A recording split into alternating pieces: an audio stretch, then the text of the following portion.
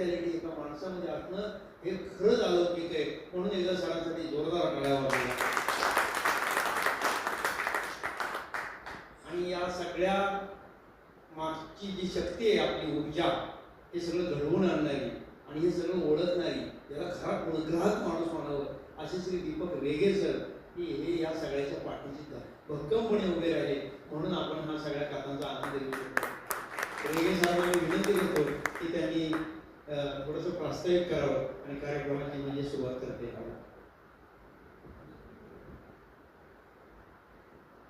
काय होतं की माझं चॅनल तर मुळात कारणीभूत आहे या सगळ्याला. आणि बेसिकली मी असेच लेखक शोधत होतो चॅनलसाठी की जे शहर विभागात जास्त माहीत नसतील लोकांना.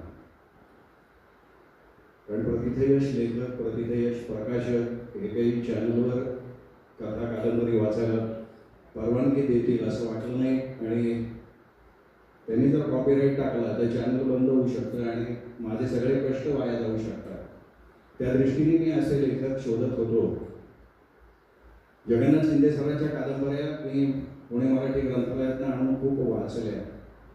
आणि त्यांचे जे प्रकाशक आहेत शांती पब्लिकेशन्सवाले रघुनाथ उपकरंडे नावाचे, त्यांची आणि माझी ओळख दस काकडेंच्यामुळे झाली. की मी दस काकडेंना विनंती केली की त्यांच्या कादंबऱ्या मला चॅनलवर वाचायच्या आहेत. तर ते म्हणाले, अरे मी मुंबईत आहे, तो एक काम कर, शांती पब्लिकेशनमध्ये जा, मी उपकरणेंशी बोलतो आणि तुला ते माझी पुस्तकं देते. मी तिथे गेलो तर उपकरणेंनी काकडेंची दिलीच नाहीत मला, पण मला पोपटराव भसेसारखा एक चांगला लेखक त्याची पुस्तकं दिली. शिंदे सरांची पुस्तकं मला समोर दिसत आहे, पण ते उपकरणे मला शिंदे सरांचा नंबर द्यायला तयार नव्हते. 1 वर्ष गेलं आणि म्हटलं आता डेअरिंग करू, आपण डायरेक्ट शिंदे सरांना फोन करू.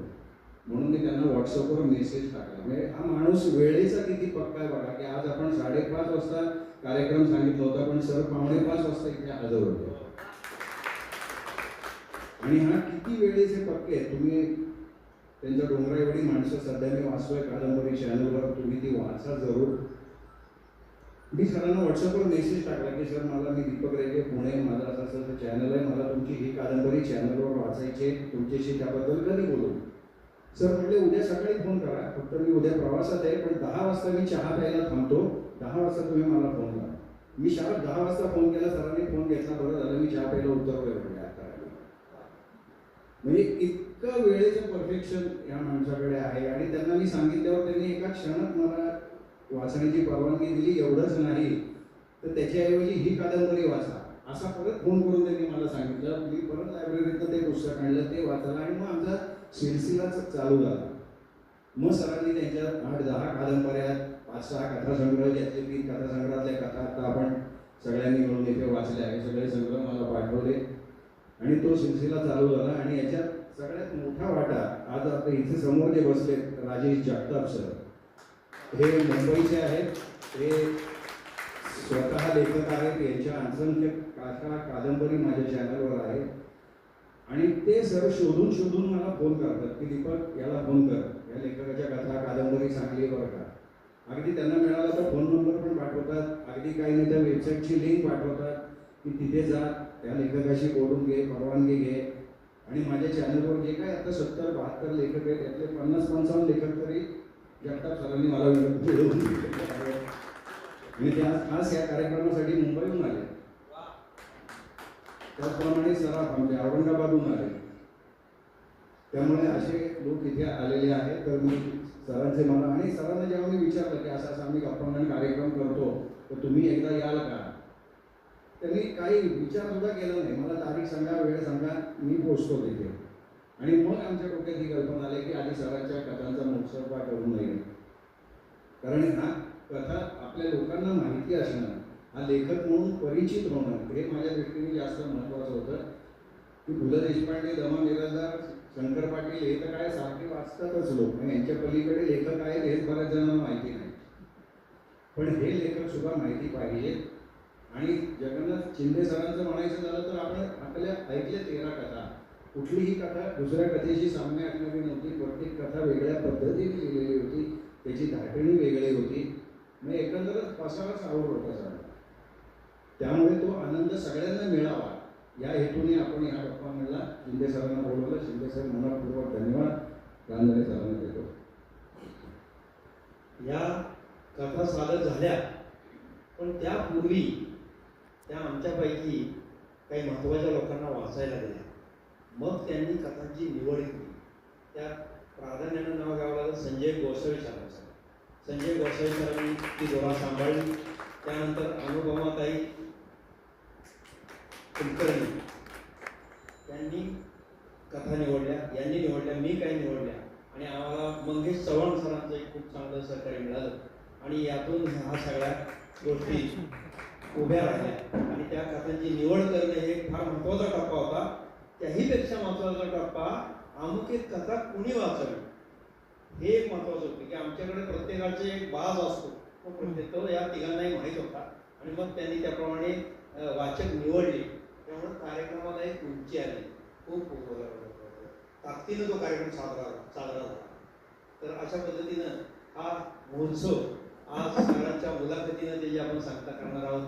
सर आज आपल्यामध्ये स्थानापन्न आहेत. आणखी एक वैशिष्ट्य म्हणजे नेहरू फुले अकादमीचे अध्यक्ष श्री मोळा सर यांनी सुद्धा कथा वाचली आणि ती त्यांनी पहिल्यांदाच वाचली, पण असं कुणालाही वाटलं नाही. ज्या दमदार पद्धतीनं त्यांनी राखणदार वाचली, तो नाग आणि ते सगळं त्याचं येणं आणि शेवटी डसणं, आहा, संपूर्ण कथा जिवंत केली आमच्या पुढे. जाताना आम्ही बॅटऱ्या लावून गेलो आणि विनोदाचा वाद थोडा, पण इतकं वातावरण माहोल तयार झाला होता. अनेक गोष्टी मला वैयक्तिक नावं घेता येणार नाहीत, कारण प्रत्येकाची कथा सुंदर होती. प्रत्येकानं खूप छान केलं आणि आपल्याकडे जसा हरिपाठ सप्ताह असतो किंवा काय पारायण असतात, तशी आपल्या सगळ्या पुस्तकांची पारायण केली पाहिजे. इतकं सुंदर आहे हे सगळं, इतकं सुंदर आहे.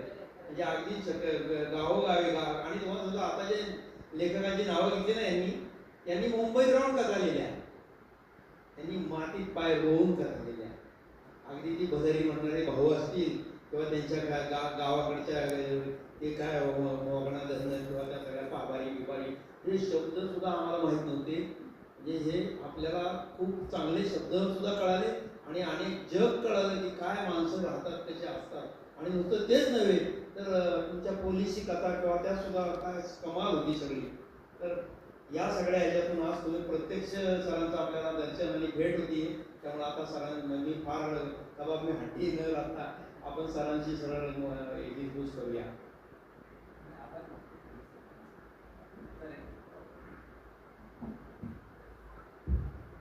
नमस्कार. राष्ट्र सेवा दल सांस्कृतिक विभाग त्यांचे सर्व पदाधिकारी सदस्य यांचं मनपूर्वक आभार. एक पात्री कलाकार परिषद महाराष्ट्र या संस्थेचे अध्यक्ष पदाधिकारी सर्व सदस्य यांचंही मनपूर्वक आभार. नेहरू फुले कला अकादमी पुणे या संस्थेचे सर्व पदाधिकारी सर्व सदस्य यांचं मनपूर्वक आभार. या ठिकाणी माननीय शिक्षण उपसंचालक, माजी शिक्षण उपसंचालक माननीय मुंडळी साहेब आहेत, त्यांचे मनपूर्वक आभार. हिरवेज हायस्कूल विलार या संस्थेचे प्राचार्य मुकुंद शिंदे या ठिकाणी उपस्थित आहेत, त्यांचेही मनपूर्वक आभार. आता तुम्ही सर्व जे अभिवाचक आहात त्यांचा नामोल्लेख करणं अत्यंत गरजेचं, त्याशिवाय हा प्रोग्राम होऊ शकत नाही. या ठिकाणी यांचे माझे आणि ज्यांच्या अनेक दिवसांच्या त्या ऋणानुबंध जुळलेले आहेत, जे रायगडला जेव्हा जाग येते यामध्ये शंभूराजे, ते माननीय दीपक रेगे, त्याचबरोबर जे माझे गुरुवरी मला ज्यांच्या हाती काम करायला मिळाले, संस्कार मिळाले, ते श्रीपाद रांजणे यांचे चिरंजीव आपले लक्ष्मीकांत रांजणे, डॉक्टर सचिन घाणेकर, स्वाती बर्गे, राजू कुलकर्णी, निलेश कातार, प्रियंका अडगंगर, लक्ष्मण काते, त्याचप्रमाणे प्रशांत पूर, गीता मांढरे लिमये, प्रदीप रत्न पारखे, आसावरी कुलकर्णी, मृणाली गोसावी, प्रदीप बर्गे, स्मिता कुलकर्णी, चंद्रकांत चितळे, कपिचंद श्रीमाळ, माननीय प्रियंका गुंडे, याशिवाय या ठिकाणी उपस्थित असलेले सर्वांचे मनपूर्वक माझ्या वतीने मी स्वागत करतो आणि पुढील कार्यक्रम आपण सुरू करू. तुमच्या मनात कसलीही शंका ठेवू नका. तुम्ही पुस्तक माझी जवळजवळ 18-20 कथा वाचलेली आहे, बरोबर. तुमच्या मनाच्या शंका असतील ते तुम्ही स्पष्ट करा. त्याच्या अगोदर मी प्रस्तावित बोलावा असं वाटत असेल की मी असं वेगळ्या प्रकारचं लिखाण कसं करू शकतो किंवा सर्व लोकांच्या वेदना, दुःख, आनंद सगळं शब्दबद्ध कसं करू शकतो किंवा 180 पुस्तकं माझी बाजारात आहे. माझं पुस्तक प्रकाशित झालं 2-3 महिने पलीकडे पुस्तक बाजारात मिळत नाही. अगदी वर्षभराच्या आत त्याची आवृत्ती काढावी लागते. हे यश कसं संपादित झालं या संदर्भात प्रश्न विचारणार असा त्याच्यापूर्वी मी काही बोलून देऊ का? काय असतं माणूस, मी आता बोलता सहज बोलून गेलो. मी म्हणजे मी नसतो. माझ्या मी मध्ये माझे आई वडील असतात, माझे भावंड असतात, माझे मोठे भाऊ असतात, शेजारी पाजारी असतात, गावातले लोक असतात, शिवार असतं, शेत असतं, गुरंढोरं असतात, परिसरातली माणसं असतात. जीवनामध्ये येणारे आपल्याला माणसाची पुष्कळ भेटत राहतात. सगळी माणसं माझ्या मी मध्ये असतात. त्याशिवाय मी करूच शकत. त्याशिवाय माझ्या हातून काही घडणं शक्य नाही. आता तुम्ही बहुसंख्य लोक डोंगरा एवढी माणसं पुस्तकाचं रेगे साहेब जे अभिवाचन करताय ते ऐकत असाल, ऐकताय ना? तर मी प्रस्तावनेतच म्हटलेले या ठिकाणी शांती प्रोटेक्शनचे प्रकाशक मला बोलले की तुमचं जीवन इतकं वेगवेगळ्या प्रकारचं घडलेलं आहे तर तुम्ही स्वतःवरती आत्मचरित्र का लिहित नाही. त्यावेळेस मीच त्यांना प्रश्न केला, मी म्हणजे कोण? मी म्हणजे मी नाहीच. माझ्या अवतीभोवती माझ्या आयुष्यात मध्ये आलेली अनेक माणसं म्हणजे मी आहे. मी त्यांच्यावर लिहिन चालेल का? आणि मग ते लिहिले. आज तुम्हाला सांगायला आनंद वाटेल मला 17 आवृत्तीच्या प्रकाशित 700 रुपये किमतीचं पुस्तक आहे. 2-3 महिन्याच्या आतमध्ये त्याची आवृत्ती संपलेली असते. आता ते पुस्तक छापखान्यामध्ये. तर मित्रांनो, मी हा असा बोलतो. मी काटोली नावाचं जे आमच्या जावली तालुक्यात गाव आहे, दुर्गम भागामध्ये गाव आहे, त्या गावचं पलीकडे डोंगर, अलीकडे डोंगर आणि पश्चिमेला डोंगरच, तिन्ही बाजूने डोंगरच. आमचा बालपणचा प्रवास म्हणजे केवळ चालणे, गुरुढोरं सांभाळणे. फार म्हणजे आमच्या कुटुंबात माझी आई शिकली नव्हती, वडील शिकले नव्हते, माझे मोठे भाऊ सुट्टीत शिकलेले होते. शेतामध्ये राबणं, गुरुढोरं सांभाळणं. माझे वडील पाचगणीच्या स्टँडवर जे पर्यटक येतील त्यांची बॅग उचलून हॉटेलपर्यंत पुस्तक करायची हे हमालीचे काम करतात. असं माझं जीवन. पण सुदैव माझं एवढं होतं, मी म्हणजे माझं नशीब थोर होतं की मला जी मिळालेली आई होती ती सगळ्याच विश्वातली महान देवता होती. शिकलेली अजिबात नव्हती.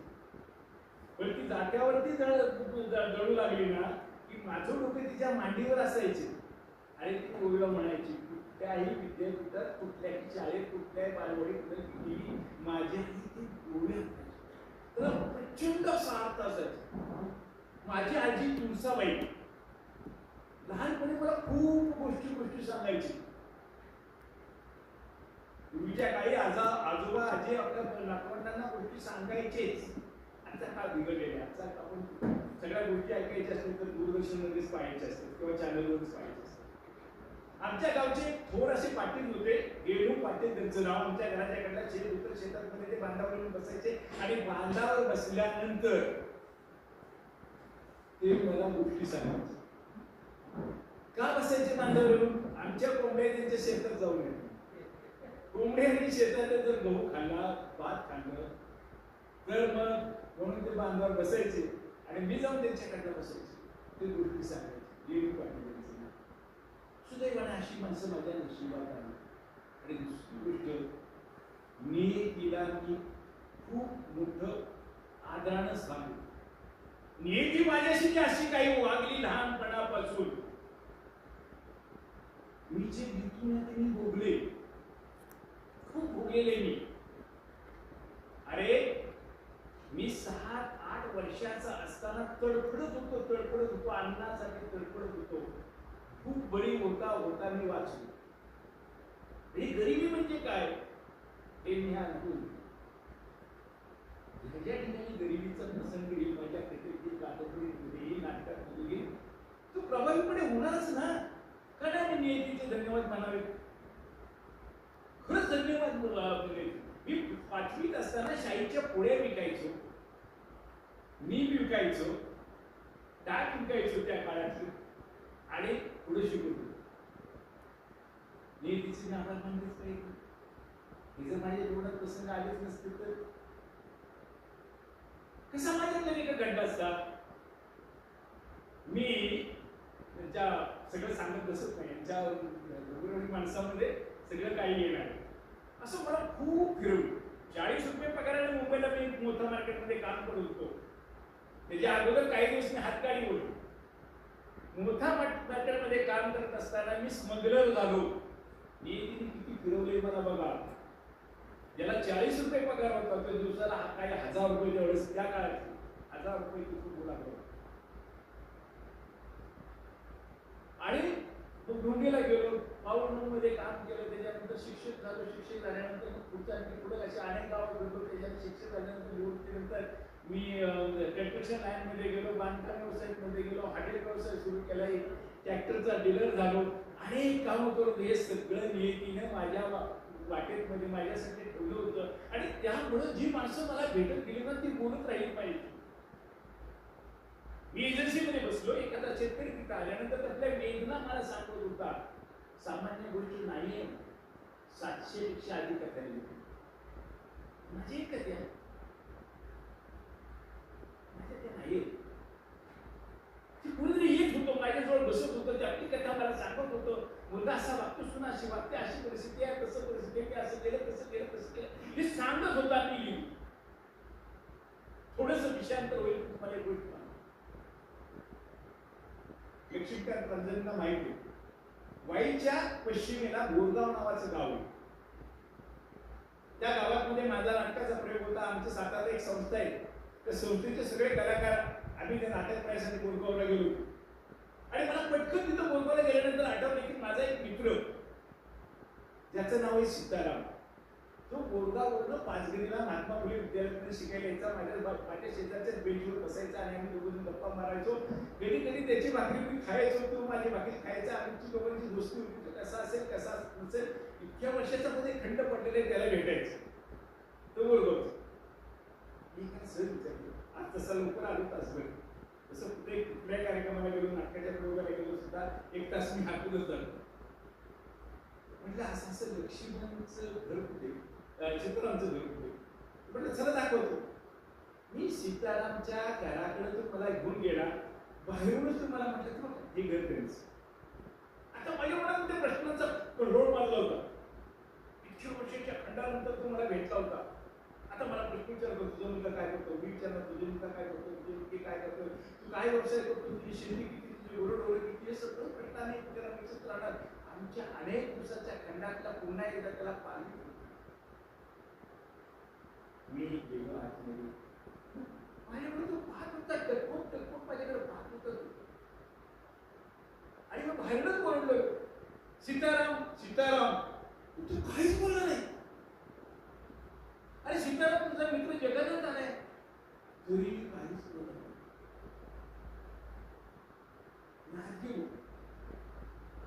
शेजारी बसू त्याला असं हलवलं. सीताराम अरे सीताराम तुला काय झाले. तो माझ्याकडे एक टक बोलत होता पण एकही शब्द बोलत नव्हता. बघत होता माझ्याकडे पण बोलत मात्र नव्हता. बऱ्याच वेळ मी बसलो. माझी अवस्थाच विचित्र झाली होती. काहीच तो बोलत नव्हता. काय नेमकं झालंय, काय घडलंय त्या जीवनात मला काहीच माहित नव्हतं. मी बाहेर निघून आलो आणि एकाला जरा पोक्त माणसाला विचारले सीतारामची अवस्था अशी काय झाली. त्यावेळेस त्यांनी सांगितलं पत्नी खूप लवकर गेली. एकुलती एक मुलगी होती, तिचं नाव स्मिता. तिला लहानाची मोठी केली. आता 6 महिन्यापूर्वी तिचं लग्न केलं. 6 महिन्यापूर्वी तिचं लग्न केलं. गेल्या महिन्यात ती गेली. लोक म्हणतात सासूनं मारली, नवऱ्यानं मारली. सीतारामनं कुणाकडे तक्रार केली नाही. सीताराम त्या दिवसापासून कुणाशी बोलणार नाही. नाटकाचा प्रयोग झाला माझा. तिथं स्थानिक लोकांनी मी पाचगिरीला गेलो.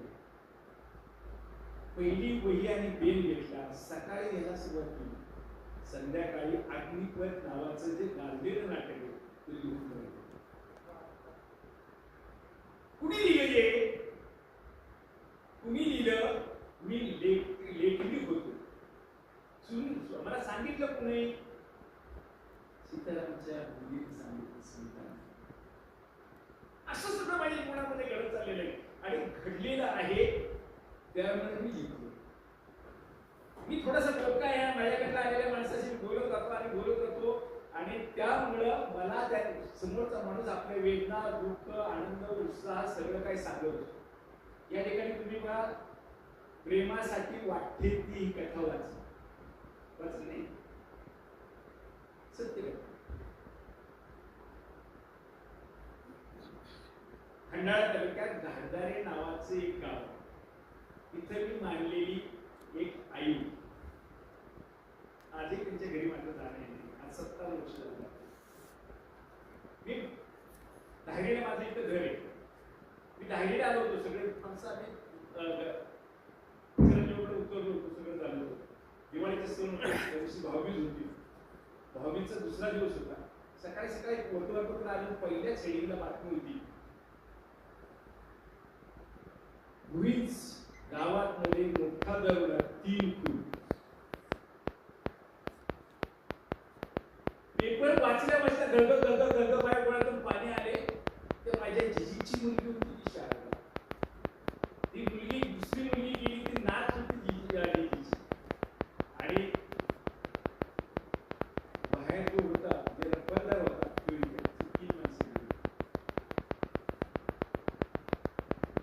मी इथून लगेचच निघालो. खंडाळा ती दिदीला आणली होती. त्या एका वकिलांच्या घरी दिल्यानंतर तिची दात खिळ बसली होती. त्यावेळेस तिला कळलं की जगन्नाथ आलाय. मी हाका मारल्यानंतर परत दात खिळ होती. तिला जावई इथंच पुण्यामध्ये 4 छोटे आणि त्या प्रचंड असा पैसा मिळाला होता. शारदा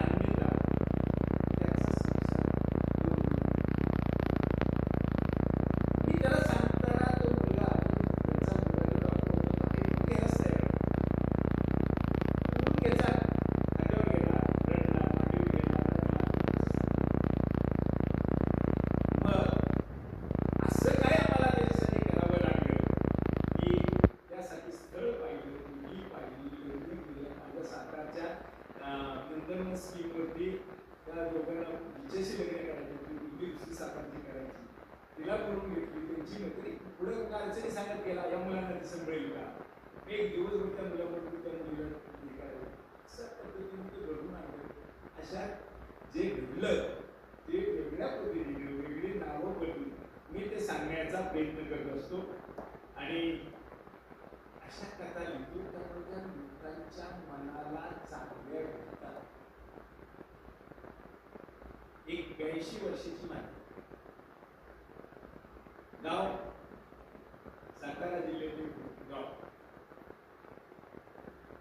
त्या 82 वर्षाच्या आजी रोज सकाळी 6:30 वाजता स्टँडवर जाणार.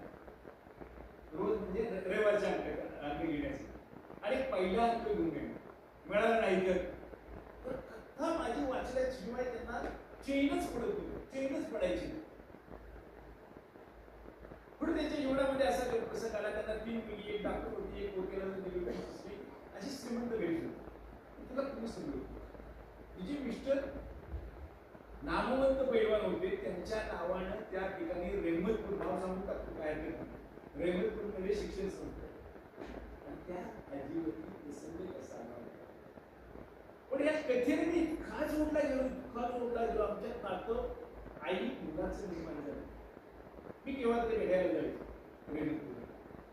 पण माझ्यासाठी मुलगा समजून माझ्यासाठी चांगलं गोड गोड काहीतरी खायला लागायचं. पुढे काय झालं, त्यांचं बाहेर होतं बारामती. तिथली काही जमीन भावाने विकली आणि 15 लाख रुपये त्या चव्हाण मॅडमला आणून दिली, म्हातारीला आणून दिली. म्हातारी आली की तिने मुली सगळ्या गोळा झाले ना, मंडळाला काय इकडे आले. आईला प्रश्न पडला की काय करावं, आपल्याला कोण चांगला सल्ला देणार. तिला आठवला फक्त जगन्नाथ शिंदे जो आपला बोलला समजून. पण मी सल्ला दिला हे 15 लाख रुपये ती बँकेत ठेव आणि तिघी मुलींना तू वारस कर. बोलला नव्हताच. तुझ्यानंतर तुझ्या पैशात पैसे मुलींना मिळतील, तोपर्यंत मुली चांगल्या सांभाळतील. तर नाही खेळ बघतो. रेहमतपूरच्या कॉलेजवरती व्याख्यानाला गेलो होतो मी. चव्हाणबाईच्या घरी गेलो होतो. आता कोमन होते, कुणी नाही त्यांची. एक बाई आहे मोलकरी, ती सेवा करते. तुम्ही सांगा अशा माझ्या जीवनामध्ये घडलेले प्रसंग अनेक जण आणून माझ्यापर्यंत मांडणारे माणसं यांच्यातून ह्या कथा निर्माण झाल्या. मला कुठलं लिहिण्याचं बंधन नाही. माझी मुंबई प्रसिद्ध कादंबरी लोकरस्ते वाचतील. आता ते अमित कुमार सेलार वाचतायत, माझ्या अभिवाचित परिस्थिती अमित कुमार वाचतायत. पण मुंबई वाचा ऐकायला सुरुवात करा. मित्र, तुमची प्रत्येक कथा मुळात तरी वास्तविकतेचा स्पर्श आहे किंवा सत्य घटनेचा स्पर्श आहे. आणि ते शुभमने आपल्या मुलाचं सांगितलं ते. आणि एकदा काय झालं, दैनिक ऐक्याचे सहसंपादक वासुदेव कुलकर्णी ते मला म्हटले, चाकऱ्याला घेऊन गेले आणि मला विषय तुमच्याकडे. तुम्ही लोकनाट्य लिहिताय, रोगनाट्य लिहिताय, तुम्ही कौटुंबिक लिहिताय, राजकारणात कुटुंब लिहिताय, कुठलं तुमच्याकडे हे करत आहे. आणि चार सांगायला लागली. त्यांच्या आईचं वर्णन त्या आठवड्यात माझ्या कधीच होतं. त्यांनी त्यांची स्वतःची कथा सांगायला सुरुवात. मलाही म्हटली मी ब्राह्मण, पण माझ्या शेजारच्या घरी हिंदू कुटुंब राहत होतं, शेतकरी कुटुंब राहत होतं. त्यांनी लहानपणापासून मला वाढवलं, काळजी घेतली, लाड घेतली. एकदा त्यांच्या घरी मैत्री आली. गर्व झाल्यानंतर ती शेजारच्या शेतकरी कुटुंबातल्या म्हातारीला खूपच आठवण आपली मुलाची आली, वासुदेवची आठवण आली. तुम्ही तो खरवच बांधला, कारण वासुदेव तेवढ्या सातारच्या शिवाजी कॉलेजमध्ये शिकत होता. खरवसाची ती पातेली घेतलं, बांधलेलं असं त्रिपुरामध्ये बांधलेलं. ती आली शिवाजी कॉलेज एवढंच लक्षात तिथे राहिलं होतं. शिवाजी कॉलेजपर्यंत ती आली आल्यानंतर भेटल ते मला म्हणायची, माझा वासू कुठं दिसतो का रे, माझा वासू कुठे रे, माझ्या वासूला तू आठवत ओळखतोस रे. मुलं सगळी त्याला काय तुला नाव सांग, काय माझा वासू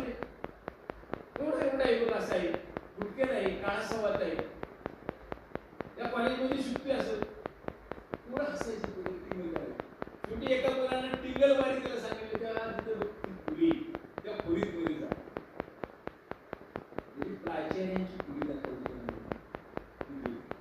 म्हणजे माझा वासू प्राचार्यांना वासुदेव वासुदेव बाबाचं पुढे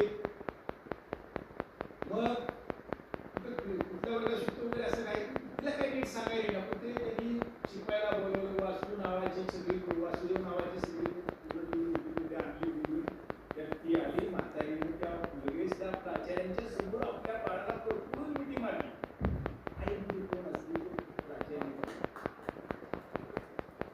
आता वासुदेव कुलकर्णी मला सांगितलं की बोलता बोलता कोणाला मायाशी बोलायचं असेल तर फोन लावून बघा. हे वासुदेव सत्य सत्य फार मोठा वासुदेव कुलकर्णी फार मोठा माणूस. त्यांची सत्य त्यांनी सांगितलेली कथा आहे. आता एक भीमाप्पा नावाची कथा वाचलेली आहे. लिंगमाळ्यामध्ये दोन बगले होते. एकाचं नाव प्राण आणि दुसऱ्याचं जीवन. ते केअरटेकर त्याचा केअरटेकर मी होतो. एक दिवशी बोलता बोलता तिथला किसन म्हणून मला बोलला की गुरुजी तुम्हाला बघायचे काही एक अद्भुत घटना बघायची. ते बघायचं झाडाचं खूप घेऊन गेला मला काय असं काय असं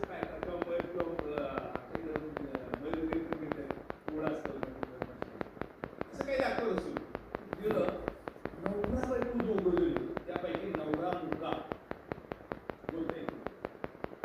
जवळजवळ मी गेलो तेवढेच 14-15 फूट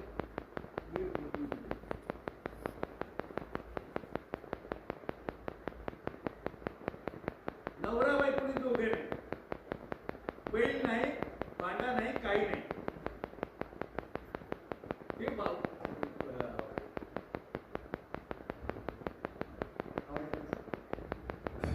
तर त्यांनी खोदायचा, पाठी भरायची, दुरीला लटकवायची, बायको कासऱ्याने वर ओढायची.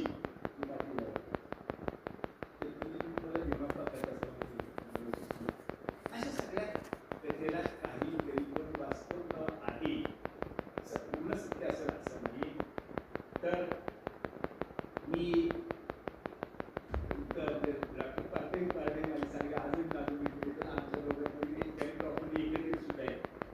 थोडासा वास्तववादी पण आहे. तुम्ही तिला पायाशी मी 3 वेळा पहिली घटना सांगितली. त्याच्यानंतर 2 वेळा आणखी मुकबळी होता वाचनाचे प्रसंग आले. किंवा गरिबी म्हणजे काय, शेतकऱ्याचे दुःख म्हणजे काय हे मला कळतं. बालपणी मी शेतावरती काम केले, तार धरली, बापाने मुलगा राहिलं, पुढं वाकलेलं आहे, नांगरीचं लुंड धरलेलं आहे. त्यामुळे शेतकऱ्यांच्या जीवनातल्या जे त्यांची अवजार आहेत, बैल बांधला आहे, शिवार आहे, ते पाहिले. पाऊस कोसळत असताना कसा दिसतो ते आम्ही अनुभवलेलं आहे. गुरांच्या ज्या हालचाली असतात, चालणं असतं, त्यांचं जे वागणं असतं, त्याच्यावरून त्यांच्या मनामध्ये काय नेमकं आलंय ते सुद्धा मी जाणू शकतो. पक्ष्यांसोबत मी राहणारच सुद्धा माहिती मला. अनेक घटना माझ्या जीवनात आलेल्या आहेत आणि त्यामुळे मी अधिक लिहू शकलेलो आहे. आणि सुदैवानं मला 8 प्रकाशित लागल्यात आणि भरपूर आता जवळजवळ 20-35 तरी कथा कादंबऱ्या माझ्या प्रेसमध्ये आहेत. याशिवाय तुम्हाला काही प्रश्न असतील मनात तर जरूर आपण विचारावे अशी मी तुम्हाला विनंती करतो.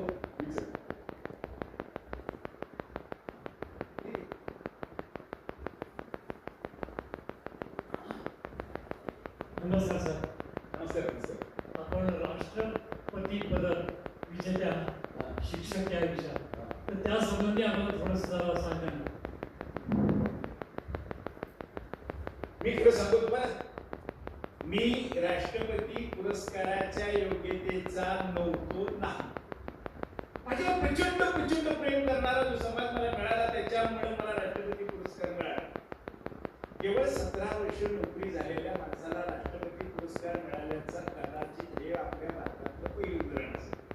तुम्हाला सांगतो मी, जिथं जिथं मी नोकरीसाठी गेलो तिथं माझे साहेब येत बसलेले, तिथं माझ्यावरती प्रचंड प्रचंड प्रेम केलं लोक.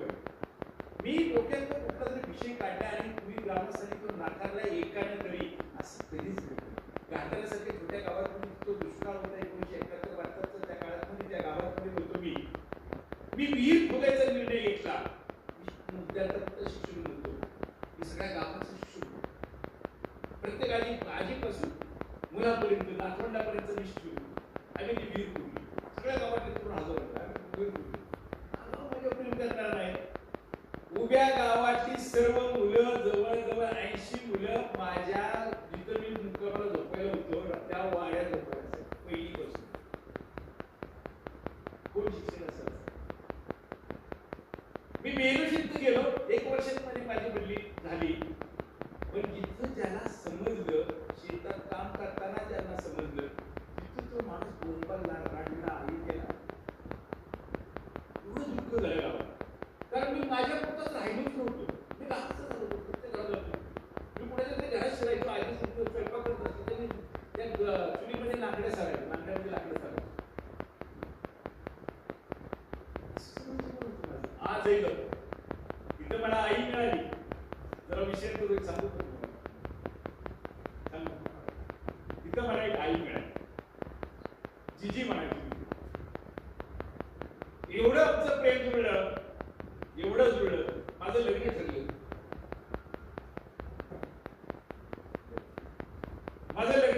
मी पाचगणीत होतो त्यावेळेस माझं लग्न ठरलं. मी जिजीला सांगायला गेलो. जिजी म्हणजे जिजी असं माझं लग्न ठरलं. मी जोपर्यंत माझी सून बघत नाही तोपर्यंत लग्न होणार. आता आमच्याकडे पद्धत आणि त्या काळामध्ये कोणीही आई वडील आपल्या मुलीला लग्नापूर्वी एका तरुण मुलाबरोबर परगावी पाठवणार नाही. बरोबर आहे. पण मी आणि माझे सासरे इतके खाष्ट होते. विचारू नका. 14 वर्ष गावात वाळीत होते. गावातले सगळे लोक त्यांना भीत होते. असला माणूस होता. पण मी त्यांना विनंती करून कसं तरी राजी केले आणि घेऊन गेलो. तेव्हा तेजीने पसंत केली. तेव्हा मला बुक ऑफ रेकॉर्ड माझ्या साहित्याला बुक ऑफ रेकॉर्ड मध्ये नोंद झाली. पण माझा सत्कार कोल्हापूरला आयोजित केला. मी तुळशीला शनी महाराजांकडे गेलो. माझे सगळा गुरु बघतो. सातारा माझी मोठी सण आणि महाराजांच्या तिथे गेलो. असं बोलतो त्यांना की उद्या असं पुरस्कार स्वीकारण्यासाठी जाणार आहे. कुठेच फोन आला नामदेवचा. जिची खूप आजारी 4-5 दिवसात तिनं पाण्याचा थेंबही घेतलेला नाही. बोलत नाही काही नाही आणि जीवही झाला. तिथनं घाटाऱ्याला गेली. जिजी म्हणून हाका मारले. जिजीने डोळे उघडले नाही. पण माझा हात दाबला. असा हात मी हातात जिजी म्हटलं उद्याच्याला मला असा पुरस्कार आहे. मी जायचं का नाही तेवढं तरी सांग.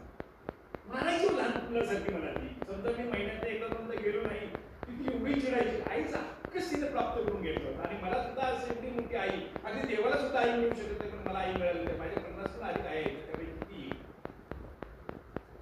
अगदी कातकऱ्याच्या घरातली मात्याच होत्या. तुम्ही ऐकत वेळेस तुम्हाला ऐकायला मिळणार. आणि त्यावेळेस तिने मला जाऊ का म्हणून सांगितलं. पुन्हा हात लावला. मी गेलो कोल्हापूरला. परत आलो आणि मग जिजीकडे गेल्यानंतर जिजीनं 2 मुलं. दोघांनी सांगितलं सगळ्या विधी तुम्हीच करायचं. 3.5 एकर खंडासारख्या ठिकाणी जिथं आज 25 लाख रुपये गुंठ्याचा दर आहे. तिने 3.5 एकर माझ्यासाठी ठेवली. नाही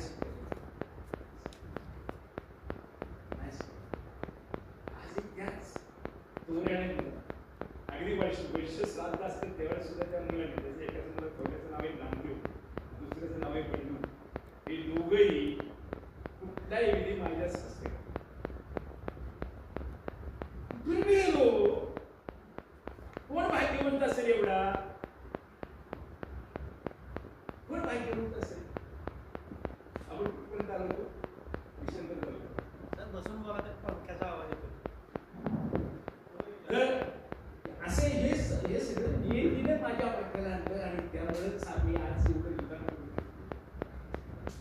राष्ट्रपती पारितोषिकाचा सांगतो. मला राष्ट्रपती पुरस्कार मिळाला. माझा सत्कार जवळजवळ 70-80 ठिकाणी तरी झाला असेल.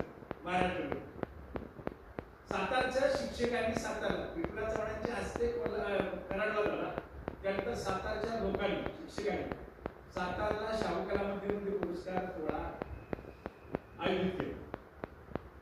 या ठिकाणी तुम्हाला सांगतो त्यावेळेस त्या कार्यक्रमाला शिक्षण उपसंचालक बोलताना माराडे साहेबांना त्यांनी बोलवलं. कोल्हापूरला होते त्यांनी तिथं बोलवलं. माझं भाषण झाल्यानंतर अध्यक्ष म्हणून त्यांचं भाषण सुरू झालं. एक उदाहरण ते बोलायला उभे राहिले आणि त्यांनी काय म्हटले माहितीये का की मी आज ह्यांचा सत्कार करतोय पण मला विशेष वाटते हे पात्र कसे झाले पुरस्काराला. एक तर नियमामध्ये किमान 20 वर्ष सेवा असायची. शिक्षण उपसंचालक आदर त्यांच्या साक्षीने बोलतोय 17 वर्ष सेवा केली त्यांना पुरस्कार कसं मिळाला. मी त्यांच्या घरी जाईल आणि मग त्यांना मी खुलासे विचारून की तुम्हाला हा पुरस्कार कसा मिळाला. काय माहिती व्यासपीठावर बोलत असताना माईकवर बोलताना काही वेळेस बोल सुटतो माणूस बोलून जातो. अगदी ते खरं असतं असं नाही. अचानक दृष्टी आली की एम जी मराठे साहेब त्यांची बायको आणि 2 मुलांना घेऊन माझ्या घरी आली. आल्यानंतर असं कोणी छोटी छोटी एका झाडाखाली आम्ही खुर्च्या ठेवला आणि तिथं बसलो.